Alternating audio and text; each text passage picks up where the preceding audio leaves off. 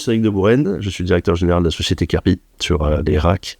Voilà, et je gère aussi une petite structure qui est située dans la Drôme, qui s'appelle Grenier Franco. J'ai une 50aine d'années, je suis marié, 3 enfants. Dans mon parcours, j'ai fait ce qu'on appelait le bac poubelle à l'époque, c'était le bac G3, dans l'ascension de Sardou. J'ai fait après un BTS action commerciale, et de là, je suis parti en école de commerce sur Bordeaux, et en partenariat avec Sud Management, je tiens à le dire, parce que c'était le lancement de Sud. J'avais fait un partenariat avec l'école de commerce de Bordeaux pour faire certains modules. Et de là, voilà, je suis arrivé sur Agen. Pourquoi ? Pour faire tout simplement une alternance via Sud et cette école de commerce. Et j'ai démarré chez Kirpi. Donc je suis un pur produit Kirpi. Je définis toujours Kirpi comme une grande dame, puisqu'on a plus de 110 ans. Nous, on est juste de passage. On fait notre job pour que cette boîte continue de progresser et d'avancer.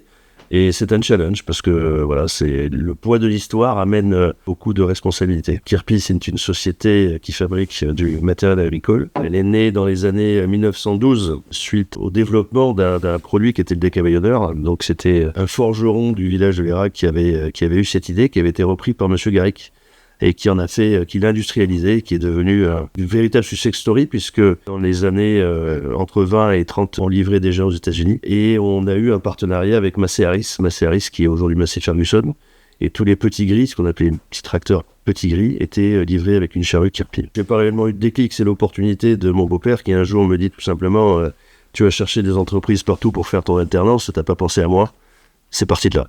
Voilà. J'ai commencé, comme je voulais connaître un petit peu tous les postes, j'ai commencé à l'atelier. Là, j'ai passé 2-3 mois à comprendre comment fonctionnaient les machines, comment elles se montaient, comment elles étaient fabriquées. Après, j'ai été dans l'assistant de direction, donc voilà, et après, j'ai vite migré sur un poste de commercial, où j'ai eu 10 départements. Après, j'en ai eu 30. Après, j'ai pris l'Espagne. Après, j'ai pris la responsabilité commerciale. D'année en année, j'ai un petit peu grandi. Et puis, pour prendre aujourd'hui la direction générale du groupe et des 2 structures. Je me lève tous les matins en pensant à tous les gens qui travaillent avec nous, en disant, voilà, il faut y aller, développer. Il faut continuer à ce que la machine marche. Et ça, c'est, je pense, le plus motivant, le plus compliqué aussi. Et puis après, la joie d'être avec des équipes ultra performantes et dynamiques. J'aime ce mot. C'est la transversalité, c'est un mot un peu à la mode, qui était le grand mot de Mathieu Blin. C'est de dire en fait que voilà, il y a une direction, il y a des meneurs, mais rien ne se fait sans les autres. Donc, et c'est vrai que je le dis à chaque petit mot de fin d'année ou d'occasion particulière, un attaquant ne peut pas mettre de but sans les autres. Donc, c'est tout ça qui fait que les valeurs de Kirpi, c'est un ensemble de personnes qui font que la réussite est au rendez-vous. On ne peut pas vraiment dire que ce soit un tournant, mais Kirpi a toujours été présent à l'international et on axe quand même énormément nos développements, nos investissements sur l'export. Dans des années compliquées, là comme en ce moment, on réalise entre 40 et 50% de nos chiffres d'affaires à l'export, donc c'est pas rien, et heureusement, je dirais. Et dans les grands tournants de ces 10 dernières années, on a orienté notre R&D sur le monde de la forêt avec un développement d'une gamme complète forestière. Donc on était spécialisé dans le broyage de pierre. Aujourd'hui, on se spécialise avec une autre gamme dans le monde forestier. Pourquoi l'Irak ? Parce qu'on a toujours été à l'Irak. On est né à l'Irak, on finira à l'Irak. Alors, en espérant qu'on ne finisse jamais.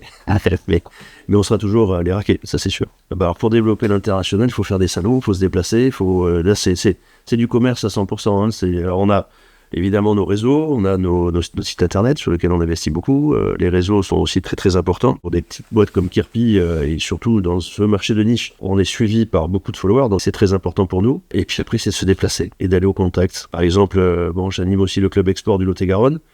Donc j'ai cette chance-là, mais le club export aussi a pour vocation de porter les entreprises du Lot-et-Garonne à se déplacer à l'international et à chasser en meute. Et après, c'est de l'investissement. On investit dans des gens. Donc, par exemple, il y a quelqu'un qui vient de rentrer, qui va me seconder sur la partie export et qui n'est autre que mon fils, donc j'en suis très content. Et voilà, que ça continue. Le but, c'est que Kirpi reste dans la famille ou dans tous les cas, se pérennise dans le temps avec... mais dans la famille, oui, c'est le but. Voilà.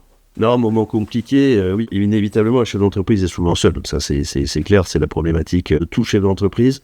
Je pense que les clubs, évidemment, il y a les copains, il y a la famille, il y a tout ce qu'on veut, mais les clubs apportent beaucoup parce qu'on peut partager. Puis après, c'est sûr qu'un chef d'entreprise, dans des moments très compliqués, il est seul. Donc ça, ça fait partie de son job. C'est pas facile, mais c'est comme un commercial, quand il vend pas, il est tout seul dans sa bagnole, il stresse.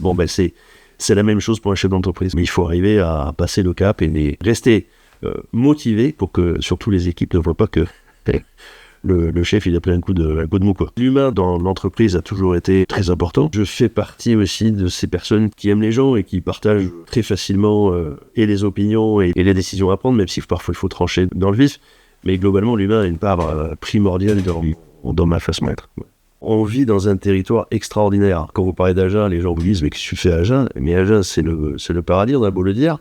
Mais c'est difficile à prouver. Notre LGV qui va arriver va mener un essor monumental dans la jeunesse. Enfin, pour ma part, j'y crois beaucoup. Et j'espère que des pépites viendront s'installer ici et travailler autour et dans les entreprises lot-et-garonnaises à booster notre écosystème d'entreprises, quoi. Des pépites, il y en a plein. Les pépites, c'est toutes les entreprises de Lot-et-Garonne. Je dirais, il n'y a pas de pépites particulières. Évidemment, il y a des moteurs, mais je pense que chaque entreprise et chaque entrepreneur et les équipes qui sont avec, évidemment, font partie des pépites. Hein. Que dire aux jeunes ? Oui, partir étudier, parce que forcément, on n'a pas encore tout sur Agen, bien que on propose un panel de formation qui est extraordinaire sur Agen avec une qualité, alors je repense à Sud, mais il y en a plein d'autres, hein, des qualités d'enseignement qui sont top. Partez, mais revenez. Voilà, il y a du potentiel.